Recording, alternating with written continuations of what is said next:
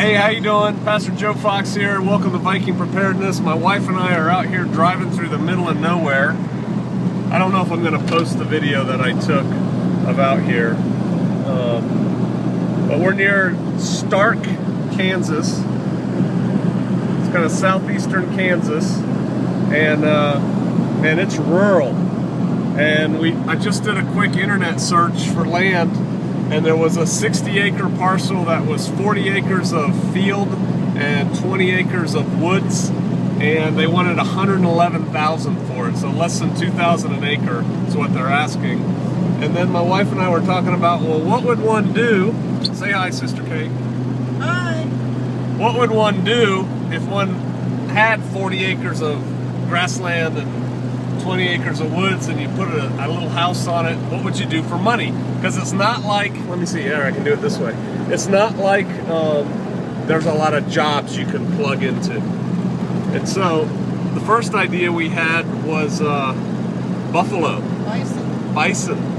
You could raise 30?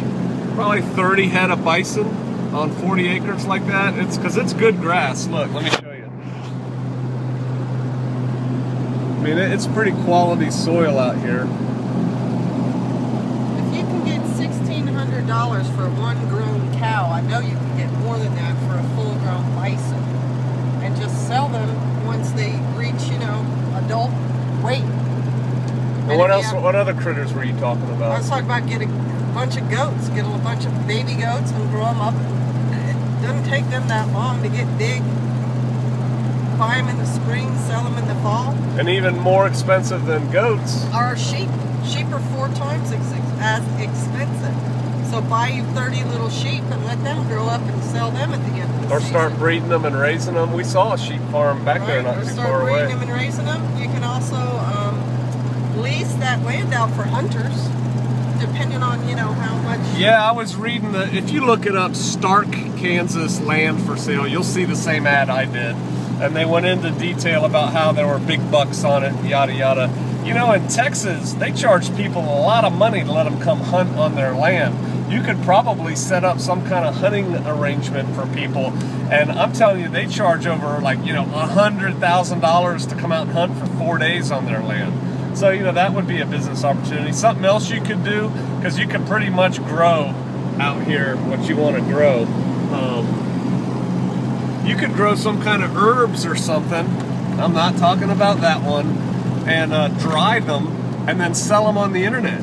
Organic, sage or basil or whatever. Wow, this person's going really slow. Well, and you see in Walmart and restaurants, grocery stores, the basil plants that are live, and they charge a couple dollars for this plant. You could grow those on that acreage too. You just grow a bunch of them and market them.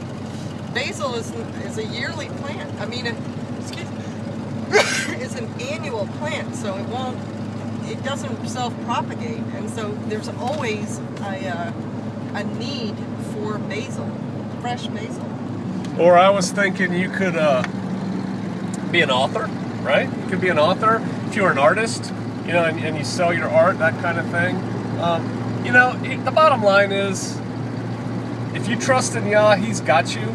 And you could move out here and you could make a living doing something. You just have to start thinking about creating your own job, generating your own source of income, as opposed to having someone else provide you with the job.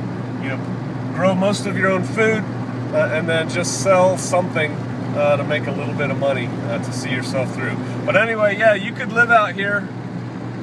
You could move out of those big cities. You can hire yourself to be farm help. There's a lot of huge farms out here, and I know as people get older, it gets harder to do stuff. Or if you could even just work on farm equipment. If you were a diesel mechanic or some kind of a mechanic and could work on broken down tractors, I know they break down.